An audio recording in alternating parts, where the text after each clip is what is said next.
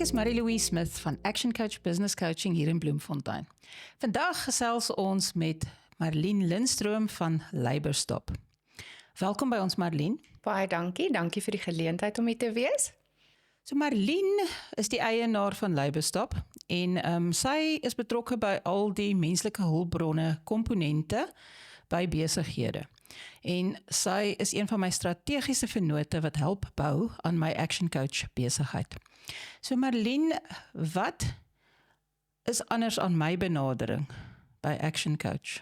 Maar Louise, ek sê altyd vir kliënte as ek jou verwys na hulle toe, is dat jy weet, dit is soos 'n Rassie Erasmus. Hy gaan nie self op die baan speel nie, maar hy rus die mense toe om te kan doen wat hulle moet doen.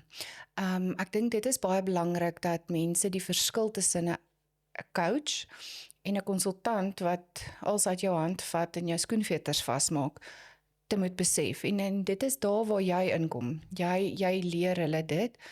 En dan die accountability na die tyd. Jy weet waar die mense accountable gehou word vir sekere goed. En jy leer hulle om self vir hulle self te dink. Ek dink dit is 'n groot, jy vra die regte vrae sodat hulle die regte antwoorde vir hulle self kan uitdink. Ja, dit is baie waar. Sê gou vir my, waar dink jy voeg my besigheid die meeste waarde toe by die kliënte wat ek en jy deel? Ek dink die grootste waarde is die verhouding wat hulle met jou bou. Is 'n vertrouensverhouding. So mense in besigheid het selde iemand om mee te praat en te sê, hierdie is my challenge, hierdie is vir my moeilik, ek kry swaar, of dit nou finansiëel of wat ook al is. En jy help hulle om proaktief te wees wanneer daardie challenges daar is. Jy help om vars nuwe idees op die tafel te sit sodat hulle kan werk met iets, jy weet. Jy verfyn die globale idee wat die ou het. Help hom om te kom daar waar hy wil wees, jy weet. En soos ek sê, laat hy self daar kom, want op die ou einde moet hulle onafhanklik op hulle eie voete kan staan.